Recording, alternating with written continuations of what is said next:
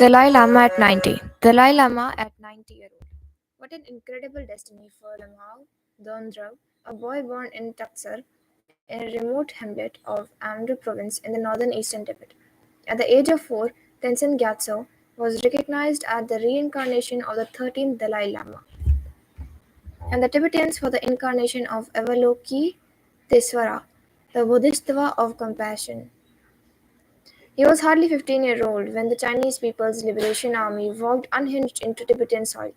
A new ideology, less compassionate than the Buddha Dharma that had earlier come for the Indian 12 centuries earlier, had accordingly to Mao liberated the land of snows. A few months later, the young Dalai Lama was officially enthroned as the spiritual and temporal head of the Tibetan state. Moreover, in March 1959, following a mass uprising in Lhasa, the Dalai Lama had to flee his homeland, his motherland, and take refuge in India, where he still lives. Apart from possessing an extraordinary charisma, why does Dalai Lama matter so much in today's world? I had the good luck or good karma to meet him over the years. First in July 1972 in Dharmshala. After this first encounter, I began to understand something that I had till then not realized. The poor Tibetan refugees and their leader had a different set of values to Westerners. In seeing this simple monk, as he prefers to call himself, I saw inner strength and the power of compassion, a qualities that practically unknown today in this world. But he embodies a wisdom which was part of the spiritual and cultural heritage of a nation that has spent most of its life looking within. Though the Dalai Lama reached India in 1959, the world's interest in Tibet began in 1970s only, when the Tibetan leader started traveling abroad. In May 2011, he took a radical decision. He relinquished his secular power, offering it to the people of Tibet, who therefore started electing their own political leaders. Today, a Sikyong or president runs the Tibet administration from Dharamshala. But in the September of the same year, the Dalai Lama released a long statement about his succession, mentioning two options: a traditional reincarnation, leaving written instructions on how to find the reincarnation, or an emanation, which means the transfer of his consciousness and knowledge into a selected young boy or girl. It is because of the message the Tibetan leader wrote that at the age of 90 he would re-evaluate whether the institution of the Dalai Lama would continue or not. That today is not such a buzz about his succession. This is what he did last 2 weeks on July 2, when he reaffirmed that the institution of the Dalai Lama was here to stay. A few months ago, in the book Voice of the Voiceless, the Tibetan leader had clarified, since the purpose of a reincarnation is to carry on the work of the predecessor, the new Dalai Lama will be born in the free world, outside China.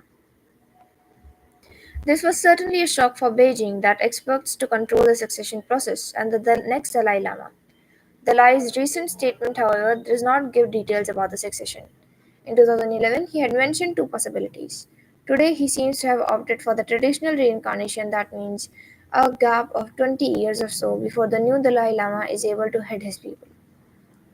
The possibility of an emanation, which seems to have been dropped, would have cut the time gap till the Dalai Lama reaches majority, maturity, which can be used by China to interfere during the regency. This period has often been used in the past by China to intervene in Tibet's religious affairs. Many Tibet watchers believe that this gap is too dicey. Buddhism should adapt to the modern world and a new system of succession should be devised. But ultimately, it remains the choice of the Dalai Lama alone. There is a tricky balance here. The institution of the Dalai Lama is steeped in tradition from which it derives its legitimacy. But in today's fast-paced world, speed is the essence. Unsurprisingly, Beijing was quick to react on July 2nd statement. China's foreign minister spokeswoman Mao Ning told the press that the Dalai Lama's incarnation must follow the principle of domestic recognition and the approval of the central government, in line with religious traditions and laws. It is ironic that an atheist state, which believes that religion is poison, can be so affirmative on an esoteric issue like soul migration. When Union Minister Kiren Rijiju asserted that the decision would only be taken by the established institution and the Dalai Lama himself and nobody else, Beijing started threatening. Rijiju then clarified that the GOI does not take any position or speak on matters concerning religions, practices of faith, and beliefs.